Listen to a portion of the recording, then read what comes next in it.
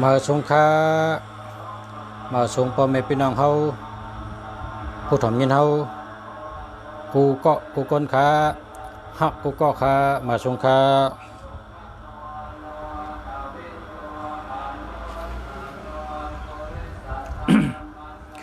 แนะนำตัวค่ะข้าชื่อห้องแสกคุมเมืองหลีออกมาโดยหมายพงมาจากรัฐโดยปันพ่อแม่พี่น้องเขาและเตอุบลองกัดถาจับตัวอันง่ายๆว่าจับชบจับเสียงว่ากะจอมตาจอมตั้งตั้งกะตั้งรอดตั้งเหตุการณ์ตั้งรอดเนี่ยเอากัดถาอัน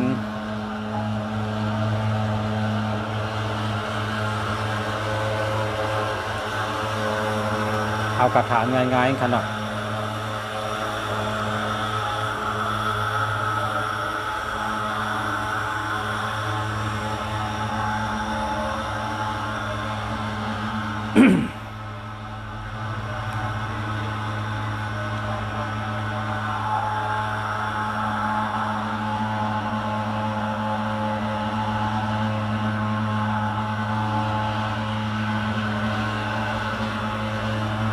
กับปล่อยเสียงอันในพ่นกันนะอันในเป็นเมืองรัดแล้วก้อนขอเป็นเมืองติมกริจีนะหลวงปองจึงเป็นหักต้นเมืองเป็นมาพอ7 วันเป็นมาสิทธิ์ยุ่งได้เสียเงินค่ะได้เสียงให้เกาะเป็นเอายา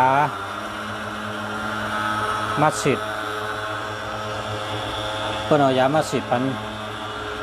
เนื้อปอกเขาขายอยู่ในมันมียุงค่ะยุงก็มีแมงสาบก็มีเป็นมัสยิดพอ7 วันก็เป็นมัสยิดที่ไหนค่ะ พออะไร7 วันบางปอกก็7 8 วัน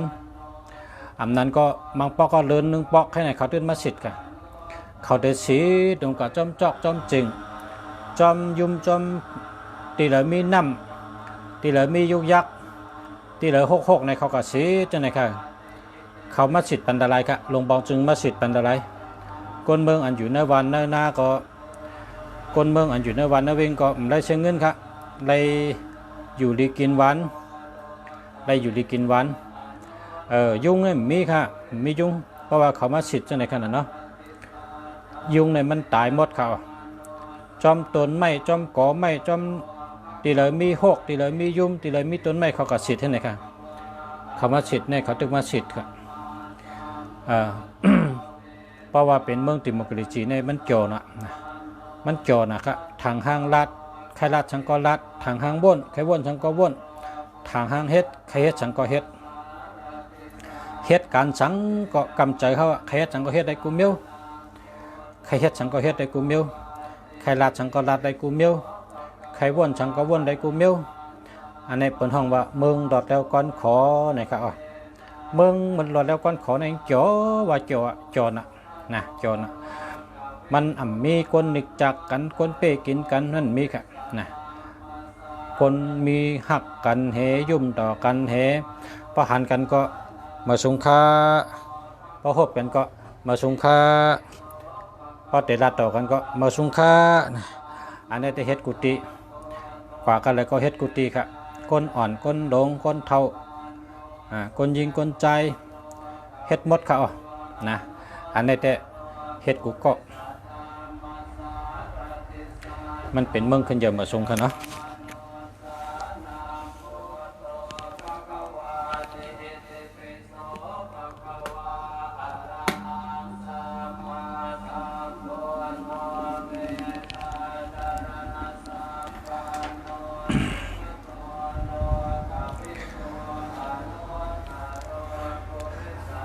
เมืองไต้เขาก็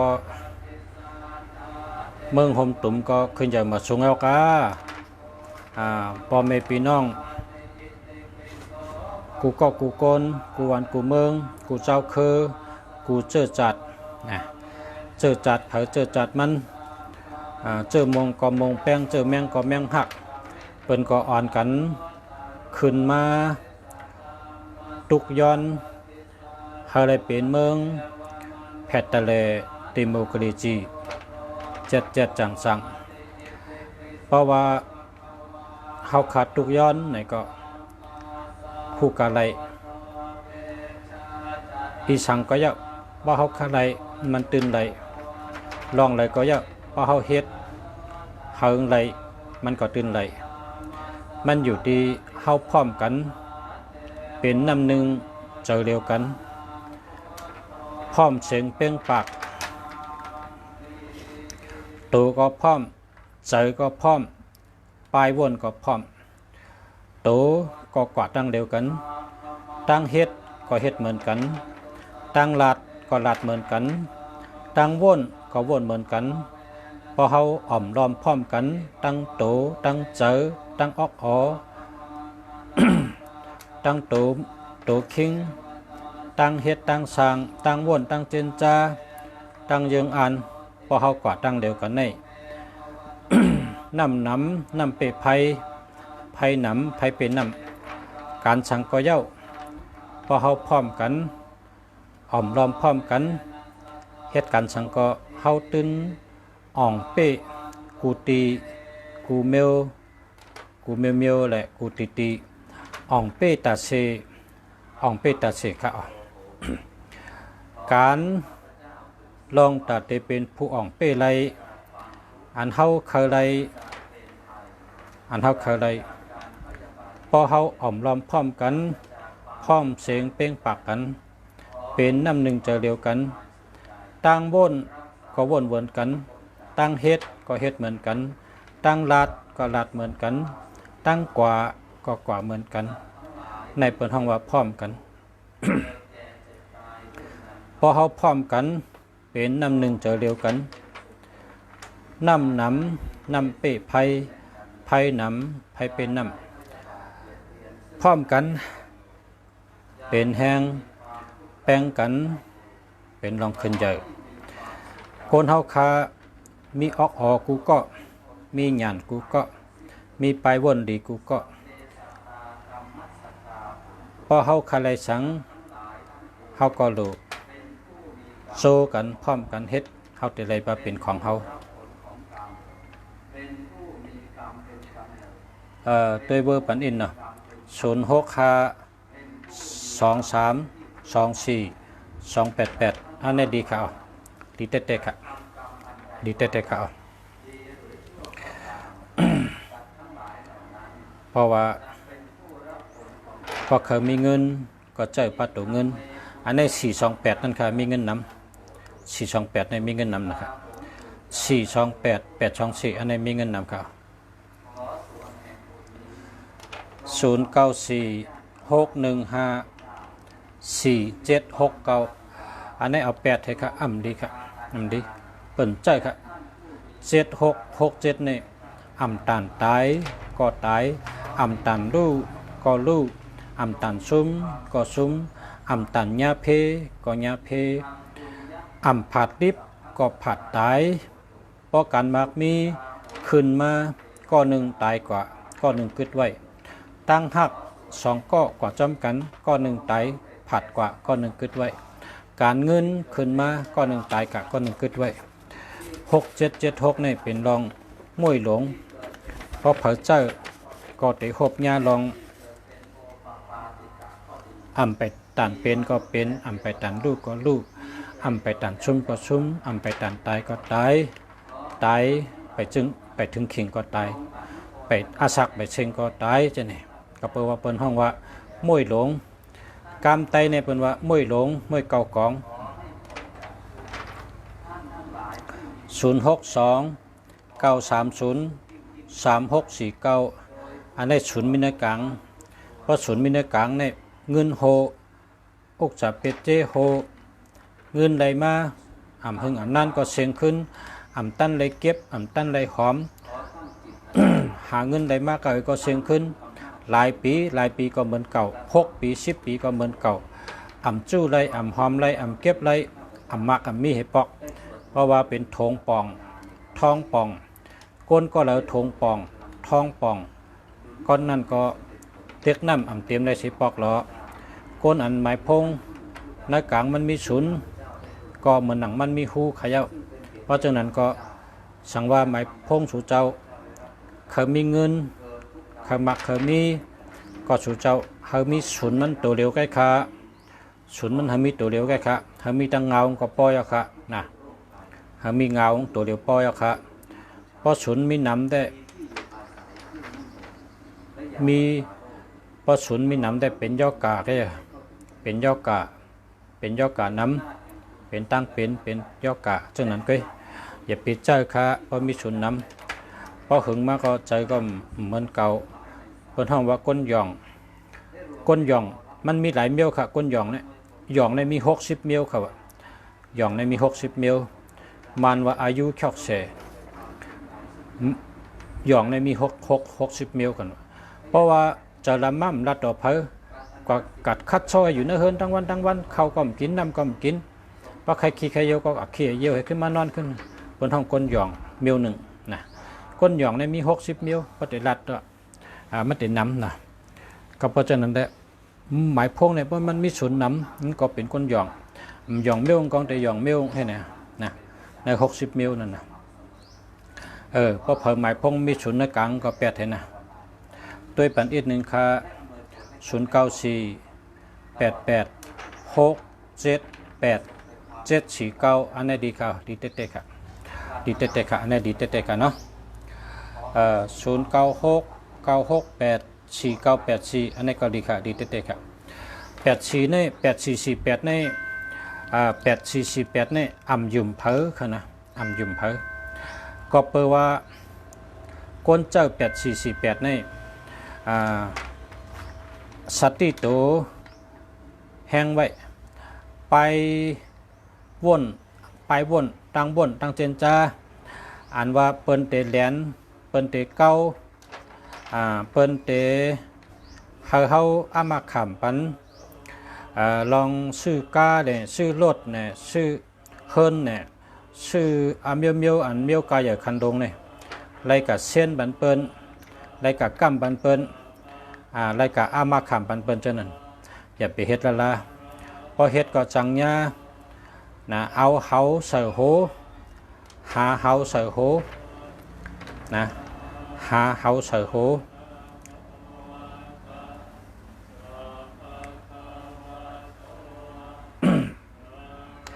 หาเฮาใส่โหก็ยาวก็โหมีเฮากเอาเฮามาปล่อยใส่เนี่ยเพราะว่าคนพอเฮากับกำเปิ้นพอเฮาอามาขำเปิ้นอันนี้ก็อย่าไปกำเพ้อนะพี่น้องกันก็อย่าไปกำโตพี่น้องอุกจะใจพี่น้องนะโตพี่น้องอุกจะใจพี่น้องก็เพราะฉะนั้นแหละลองกำกันชื่อกาชื่อเฮิรนชื่อเมียวอามาขำปันกันจะเนี่ยดีเฮ็ดละละเพราะว่าเจ้าตัว8448นี่พอลืนมาจังยาเอาเฮาใส่โหเจ้าเก่าตีเฮามาใส่โหเจ้าเก่าก็ยาวต้องเจ้าเลยฮะพ่อชาเจ้าเลยครับเจ้าเลยครับกวยกาสติอันประชัดปันสติสุเจ้า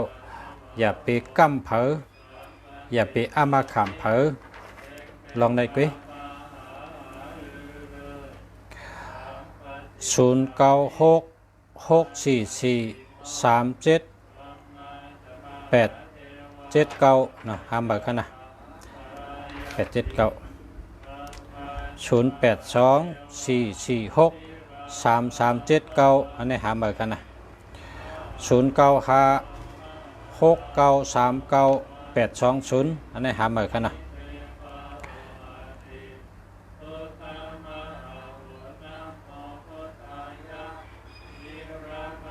0863747991อันนี้หาเบอร์กันนะหาเบอร์กัน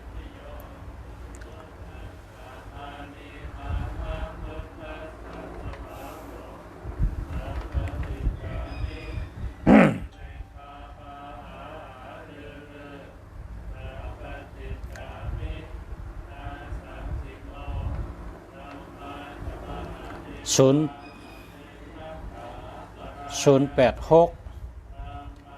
389 7945อันนี้ดีเขา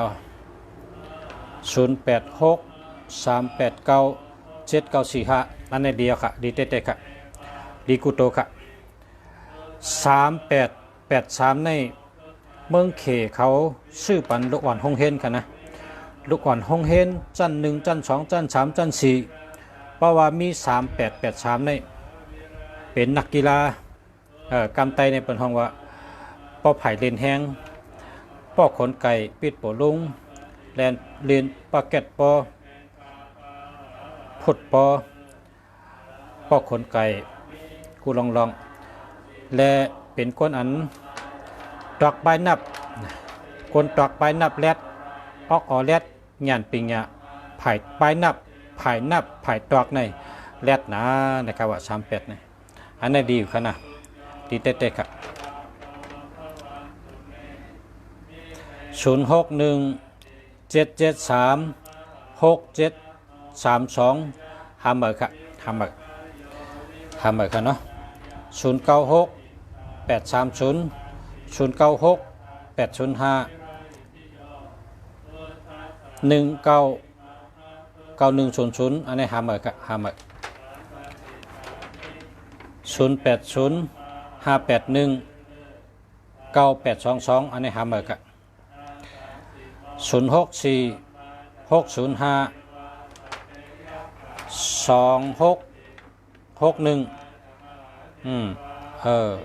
266160มีในกลางฮัมเมอร์ครับอุตสาหด้วยปันอีกหนึ่งครับ090 564 7153ฮัมเมอร์ครับฮัมเมอร์50มีตัวเดียวกันค่ะนะ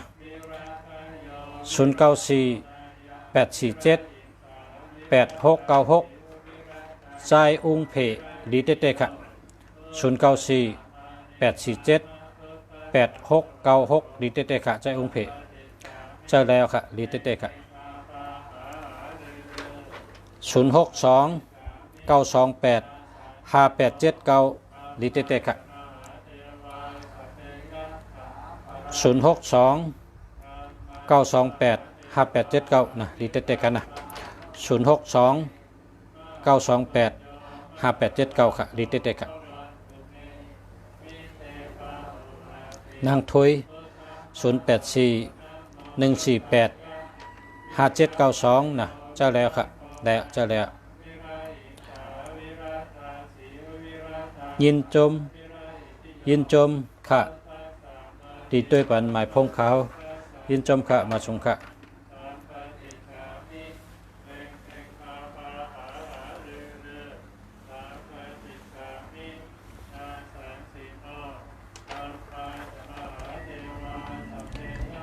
094 923 9399อันนี้ดีค่ะลีเต้ๆค่ะลีเต้ๆค่ะ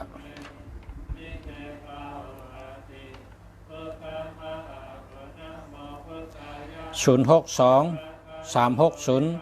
27 865อันนี้ฮัมเมอร์นะฮัมเมอร์080 774 1751นะฮัมเมอร์กันนะ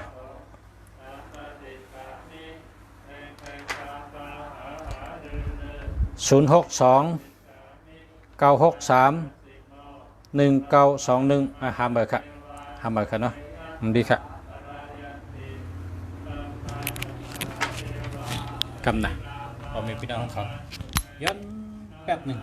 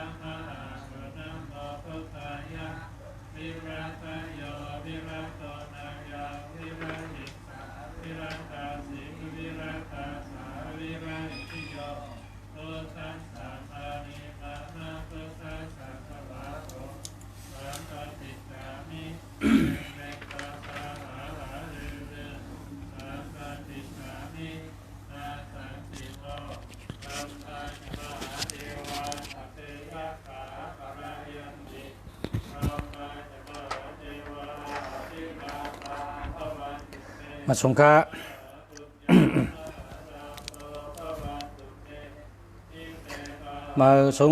มาสงฆ์นางนุเย็น0804469726หาเมอนะอันนั้นไปดีค่ะด้วยปันหมายพงอีกหนึ่งค่ะ0947941457อันนั้นเดียวค่ะเจอแล้วค่ะ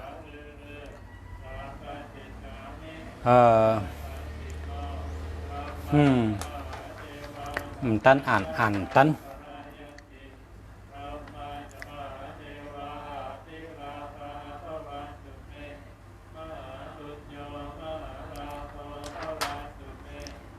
นายคำดุงจองอันนี้หามเบอร์นะ0979546641หามเบอร์ครับมาซื้อที่ภาษาอะไรภาษาขาย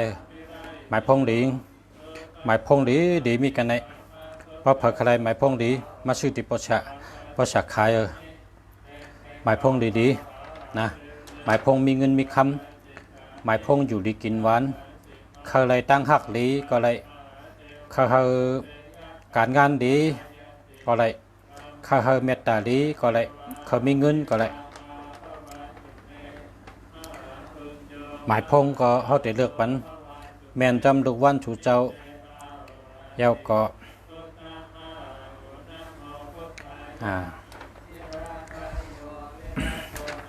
แม่นจำลูกวันแม่นจำนาการนี่ค่ะลำลองให้เปิ้นอยู่ไร่ขาเนาะอยู่ได้ขายินโจมเตะขายินโจมเตะขา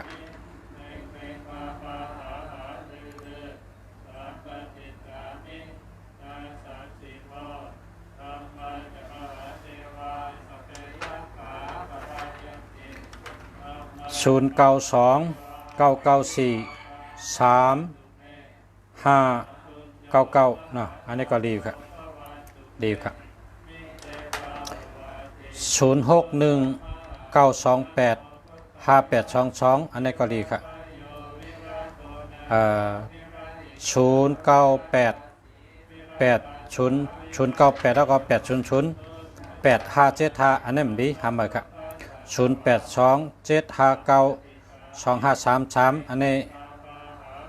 มีเงินทำไปครับ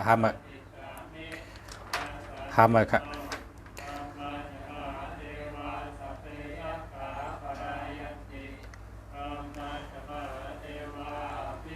เพราะว่า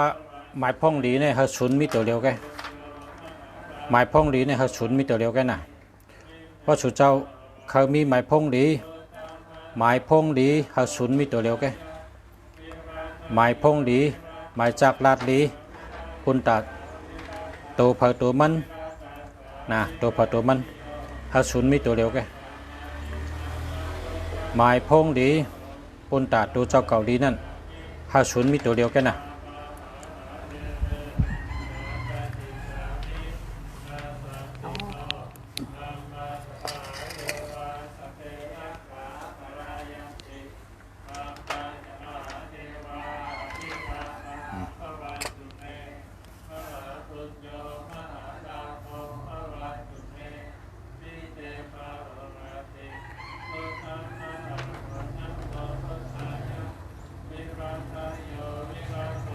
ชายยุ่นมองลาเซลชายยุ่นมองลาเซลในเดียวครับ0656911483นะชายยุ่นมองลาเซลจะแล้วกุ้งเปาะแม่กุ้งแม่หมายพงหาเมอ0661265759นะหาเบอร์นะนางนูเย็น094405 5501หาเบอร์ครับ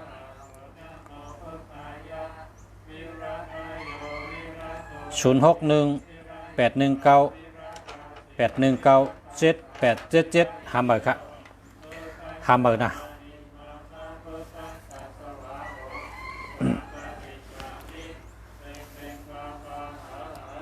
อยู่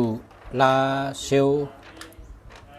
0976355808หาเบอร์ครับหาเบอร์ไปดีครับมาดีหาเบอร์เนาะหาเบอร์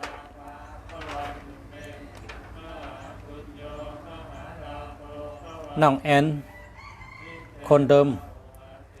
09831623หาเมอร์ครับหาเมอร์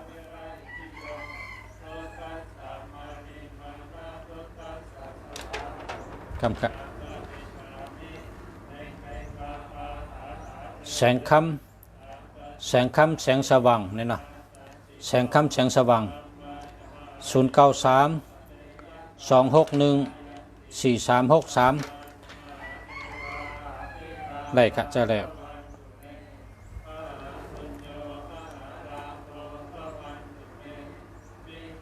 085859589459อันนี้ดีครับ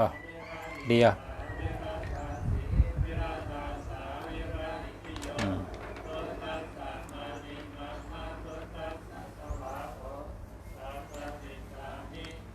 0951135162หาเบอร์ครับ0617968738หาเบอร์ครับ0977668838หาเบอร์ครับ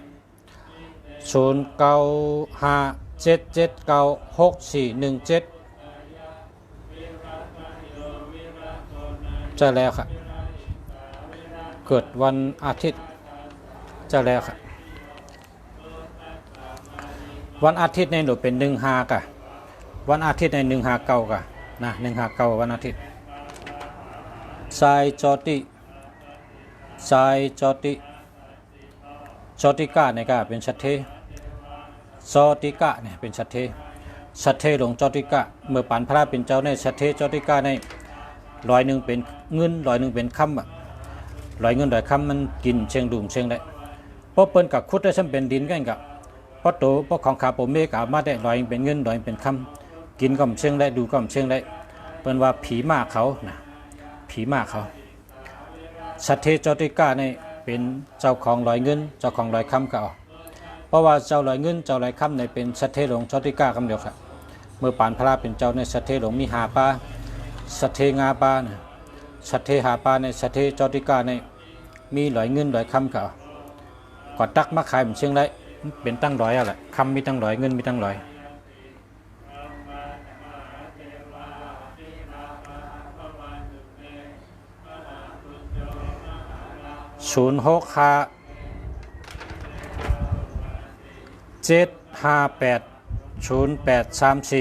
อันนี้หาเบอร์กันเนาะหาเบอร์กัน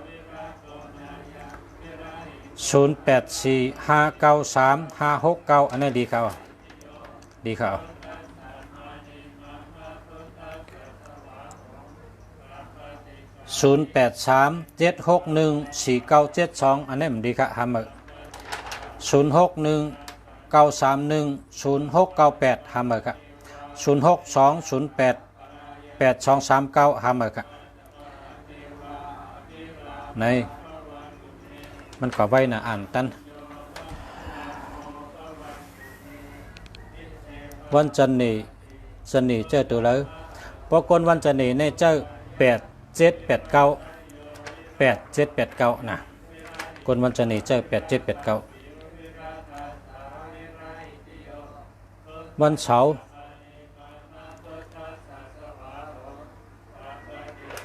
หาเบอร์ครับวันเสาร์0657580834เนี่ยหาเบอร์นะ 062 687 8858อันนี้ดีครับอันนี้ดีเอาครับ092 687 8858อันนี้ดีครับตัว8นี่ลักแหลมแดดเซลหัดฐานเป็นชัดเท091 666 2528อันนี้ดีครับ062 089 8239นะหามาครับ095 949 8741อันนี้ดีครับ095 895 5249อันนี้ดีครับ080 774 1751มันบาทเอาเงินครับหามาครับมันมีเงินวันอาทิตย์5159วันอาทิตย์5159 6159นะ5159 6159นะวันอาทิตย์วันพัด063 8 074 021หามาครับ0821 822 481หามาครับ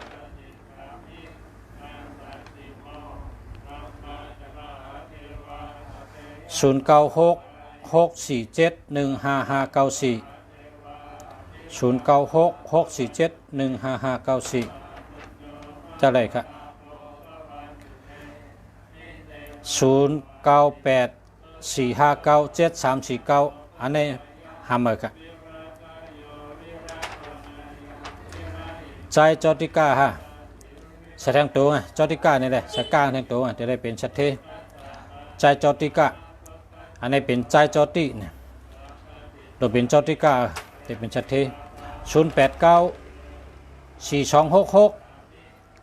483นะจอติก้าดีอยู่ครับเบอร์หมายพงดีอยู่นะเจอแล้วรูปโปรแกรมจื้อเนี่ยแสดงตัวจอติก้าเนี่ยนะจอติก้าเนี่ยเป็นชัดเทลงอ่ะเจ้าของลอยเงินเจ้าของลอยคำจอติก้าเนี่ยลอยเงินลอยคำเมื่อปานผ้าเป็นเจ้าเนี่ยชัดเทหาปลาเนี่ยชัดเทจอติก้าลอยเงินลอยคำนะ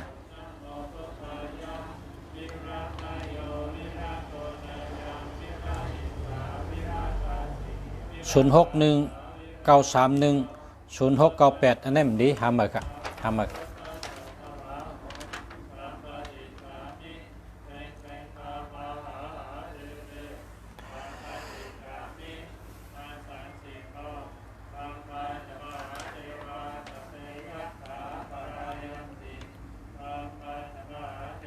สองลีค่า098 970 3116อัมดีค่าหามานะหามาครับ089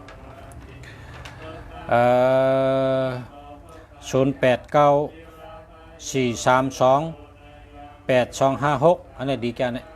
566ขาในตื้นผ่านเอา566ขาในตื้นผ่านนะเพราะเผื่อมี566ขาในตื้นผ่าน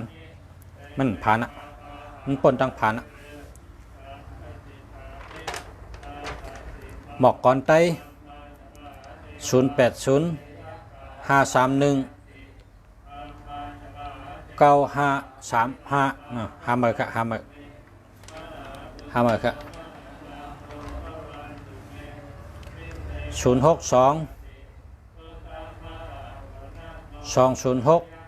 3926อันนี้หามาครับ063 8599 648อันนี้ดีครับ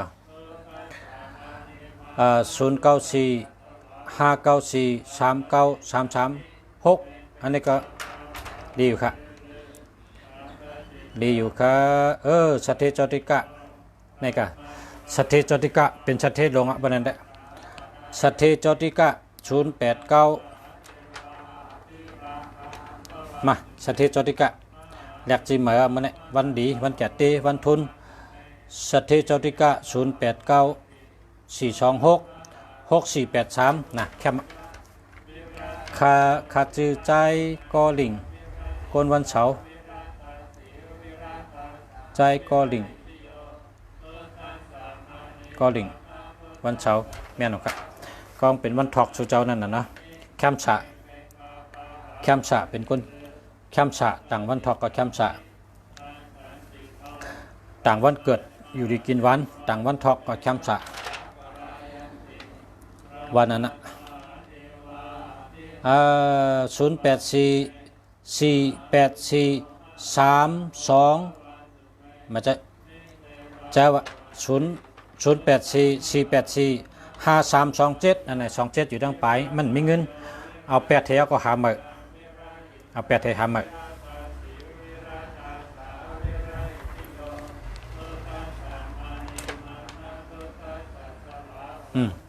ก็ไม่คนทำเมียลุงสาธิตสอนกระถาว่าจับตัวนะกระถาว่าจับตัวกว่าตั้งเลยก็ว่าจับตัวติ๊กๆนะพอรถฮอก้าก็ว่ากะเฮ็ดสวนเฮ็ดนาก็ว่ากะก้ากะขายก็ว่าเอาโคสองหอยข้อก็ว่าเอาหมักนับหอยข้อก็ว่าเอาโคสองมาหอยข้อก็ว่าเอาหอยหมักนับก็ว่ากว่าเปียสันเต้าตัวเดียวก็นั่งให้ว่าติ๊กๆนั่งให้ว่าจุกให้ว่ากะเฮ็ดการก็ว่ากะก้ากะขายก็ว่ากะเปียสันเต้าก็ว่าที่กระถานี่มันจะเป็นแห้งมันจะเป็นแห้งมันจะเป็นแห้งมีแห้งตัวแห้งเจอแก่นแข็งแห้งเยอะ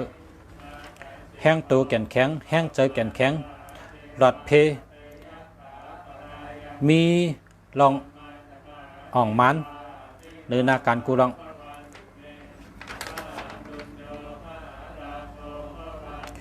หานุมานะสังสะตังหานุมานะสังสะตังหานุมานะสังสะตังหานุมานะสังสะตังหานุมานะสังสะตังหานุมานะสังสะตังหานุมานะสังสะตังวันนั้นเรียกเหตุการณ์ก็ว่าไปตั้งก็ว่าฮอกาก็ว่ากว่าเปียสันเต้าก็ว่าเนาะว่าเตี้ยกระถาจับชบนะ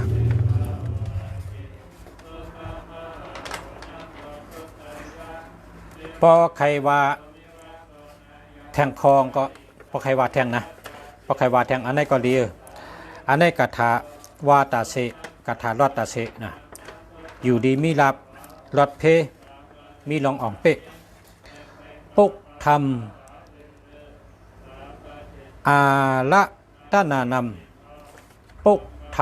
ำอาละตานานำปุกทำอาละตานานำปุกทำอาละตานานำปุกทำอาละตานำกันต่อครับปุกทำอาละตานำปุกทำอาละตานำปุกทำอาราตนำปุกทำอาราตน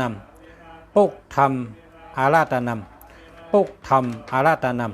ำปุกทำอาราตนำปุกทำอาราตนำวาติริกนะวาติริกวาจับชบปุกทำอาราตนำปุกทำอาราตนำวานั้นนะวาดแทงก็เลยวาดแทงธรรมัมอารัตนัมธรรมัมอารัตนัมธรรมัมอารัตนัมธรรมัมอารัตนัมธรรมัมอารัตนัมธรรมัมอารัตนัมธรรมัมอารัตนัมนี่วัดนะเพราะว่าว่าทางก็ได้ว่าทางสังคำอารัตนัมสังคำอารัตนัมสังคำอารัตนัมสังคำอารัตนัมสังคำอารัตนัมสังคำอารัตนัมสังคำอารัตนัมนะ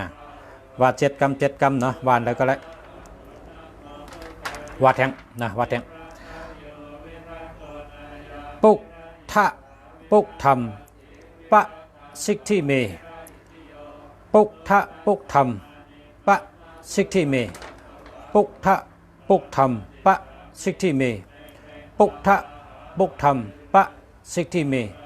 ปุกทะปุกธรรมปะสิทธิเมปุกทะ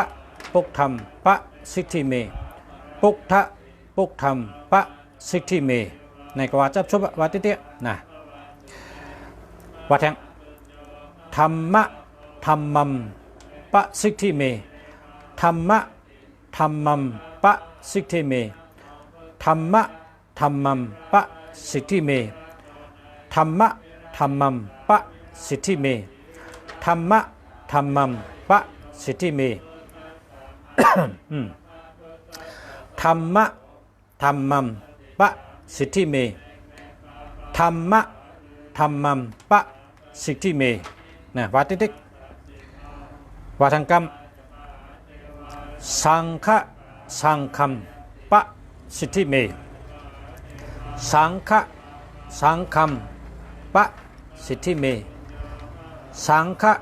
สังฆัมปะสิทธิเมสังฆะสังฆัมปะสิทธิเมสังฆะสังฆัมปะสิทธิเมสังฆะ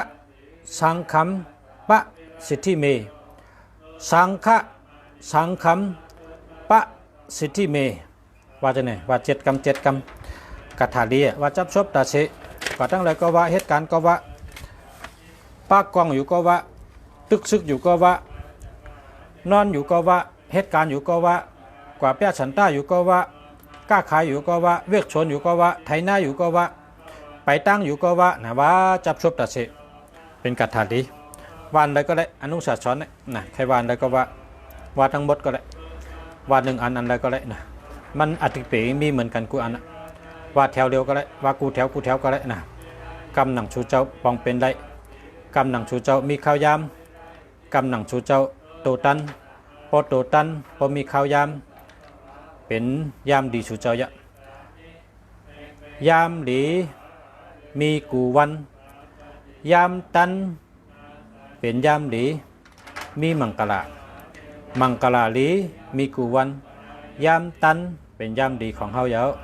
เฮาตันเมื่อไรเป็นยามดีเฮาเมื่อนั้นนะวันดีมีกูวันตันยามเดอเป็นมังกลาลีตันตาเฮาขยับนะมาสงค้าเขาจะคู่เมืองดีพอสู่เจ้าเขาต้องถามลองเฮิรนเยอยู่จังหือให้อยู่ดีกินหวานให้รอดเพให้หักกันเป็นน้ำหนึ่งเจอเร็วกันเฮ็ดเฮิรนจังหือเฮิรนอยู่ว่าข้าเฮิรนเป็นจังหือนำนั้นก็ด้วยจูด้วยจริงด้วยจูเต้นจูเต้นลาบแต่เต้นจูเต้นลาบด้วยจูด้วยจริงด้วยจูจัตตากรรมจัตตาจูจัตตาด้วยหมายพงด้วยหมายจากลาดอันนั้นก็ใครชื่อหมายจากลาดใครชื่อหมายพงใครชื่อปับลิกกูเมียวกับศึกมาเขายินดีค่ะยินดีต้อนรับค่ะเขามีหมายจากลาดอันดีปันปอมีพี่น้องเขาเจอตื้ออันดีกูเมียวค่ะกับศึกมาตี0887896916นะใครอยู่ที่เชียงใหม่ค่ะ0887896916ค่ะเนาะ0887896916เพราะว่าพอมีพี่น้องเขาอยู่ในเมืองไต้อยู่ที่เมืองไต้เขาก็กับสืบมาที่ปังหลงนะลูกบอสปังหลงลูกบอสอยู่ที่ปังหลงไม่ที่ปังหลงก็ขายปับลิกไต้นะขายปับลิกไต้ปันบอสขายปับลิกไต้กูไม่เมียวสั่งมาอะไรกูเมียวครับปับลิกไต้เมียวเลยนะปับลิกไต้เขาสั่งว่ามีแต่ได้หาปันพอเมียวเขาหาปันไรปับลิกเกาหลีเต้นจูเต้นดาบเต้นก้าขายเกาหลีเต้นเมตตาเกาหลีเต้นปารามีชิปป้าเกาหลีเต้นยตนาติปัมมหาติปัมเต้นเงินเต้นคำเกาหลีอันนั้นก็คาไรเจ้าปะเงินเจ้าปะคำนะเจ้าปะเงินเจ้าปะคำก็แค่เอามือโกไก่ตีหอตีเฮิรนหนึ่งเฮิรนโดมีหนึ่งสูเจ้าปะเงินเจ้าปะคำเขาหนึ่งเฮิรนโดมีหนึ่งสูป้อมนั้นก็เอาสองจับตัวหนึ่งก็หนึ่งสูไว้จับตัวจับคิงหลอดกระถาเจ้าปะเงินเจ้าปะคำกูวันนะพ่อชูเจ้าหลอดกระถาเจ้าปะเงินเจ้าปะคำกูวันเอาเจ้าปะเงินเจ้าปะคำใบหนึ่งเฮิรนชูเจ้าปะไหนได้ชูเจ้าที่หันพันดีมันอ่ำห้างขายเอาตื่นดีเต้อ่ำห้างค่ะตื่นดีการงานดีการเงินดี อยู่ดีกินหวานหลัดเพศหลัดยานเตะอำพังขาเพราะว่าเจ้าปะเงินเจ้าปะคำนั่นเฮาขาดได้ฮู้สึกปืนมันมาดีๆงามๆจะเฮาเป็นก้นก็เจอหลีเป็นสัตเทก็เจอหลีและเป็นเจ้าเฮ็ดย่องบวยลูกวุ่นดูต้านพระเป็นเจ้าและขึ้นเป็นขุนผีอันเป็นมีเงินมีคำนำเพราะเผยหลู่เผยไว้เพราะเผยย้อนชูมันเจ้าก็เมตตาลีเจอลีมาปันเงินปันคำไรมักไรมีไรเป็นสัตเทไรเป็นมาปันเงินปันคำปันนาการดีปันมีเงินมีคำกล้ามยัดไขมันนาการขึ้นใหญ่มาสูงขึ้นใหญ่เฮ่อเฮิงขึ้นใหญ่เฮ่อเฮิงขึ้นใหญ่เฮ่อเฮิงกูเมียวกับประจันและเฮาค่ะปูจาปูจอจะปะเงินจะปะคำไว้จะปะเงินจะปะคำไตเต้นหอมให้ไว้เอาไตเต้นหอมเจ็ดต้นไว้เอาสุดต้องเอาย้อนชูเอาการหนังตั้งดูเฮามีย้อนชูเอาไว้เอาตีจะปะเงินจะปะคำแต่ไรมีเงินมีคำแต่ไรอยู่ดีกินหวานแต่ไรรอดเพอันใดเฮาขาดอยู่ที่เมืองไทยเฮาขาฮู้ร้องว่าเมืองไทยในเป็นโกไก่จังไหนเป็นไวจังไหนเป็นมีจังไหนโกไก่กูจ้องอันนั้นก็ตีลุ่มเป็นก็มีตีจ้องเป็นก็มีตีเลยอาเย่ใหญ่เป็นก็มีกุฏินะก็เพราะฉะนั้นเฮาขาจำตีเลยตีหลังในต้นมีกุฏิค่ะเนาะเฮาขาในเมืองเฮานั่นเฮามันขึ้นใหญ่เหมือนหนังเมืองไทยในเมืองเฮานั่นเฮากัดเย็นเหมือนหนังเมืองไทยในเมืองเฮานั่นเฮาหลอดแล้วกัดเย็นขึ้นใหญ่มาสูงขึ้นใหญ่เฮืองเหมือนหนังเมืองไทยก็เพราะฉะนั้นเฮาขาย้อนชูจังไหนและเฮาขาจังคัดเจอจีนในเส้นตั้งให้พ่อแม่พี่น้องผู้ร่วมมีน้องเขาไล่หู้จักเจ้าปะเงินเจ้าปะคำและ ไล่โกกายกันไล่หลอดกระถางเจ้ากุวันนะหลอดกุวันกระถางนั้นหลอดกุวันหลอดกังเนบปอกหนึ่งกังคำปอกหนึ่งหลอดทางใดเพราะสุเจ้าเฮ็ดแต่เข้าตั้ง3 เดือน 6 เดือนสุเจ้าตื่นหันอาจูมันเตะขยะลองดีค่ะมันดีเตะค่ะเนาะลีเสออนต้นเสเก่าลีเสออนต้นเสเก่าลีเลเก่าลีเสออนต้นเสเก่าลีเสออนต้นเสเก่าไล่ลีเสออนต้นเสเก่าเขามังกละฮอลัดจังเลยค่ะข้าจื้อสักคุมึงดีค่ะอ๋อพอมีพี่น้องก็ค่ะย้อนชูเฮอกูก็ผู้ถมยินดังหลายกูก็กูก้นเฮอขึ้นใหญ่มาสูงเฮออยู่ดีมีเงินอยู่เย็นยาวกูก็อยู่ดีมีเงินหังดีกึกปืนกูก็กูก้นมาสูงค่าดีเย้าดีแทงลักเย้าลักแทงหมากมีเย้าหมากมีแทงขึ้นใหญ่เย้าขึ้นใหญ่แทงแคมเย้าแคมแทงเฮอเฮิงเย้าเฮอเฮิงแทงกัดเย็นเย้ากัดเย็นโตตันแทงเสกำขามาสูงค่า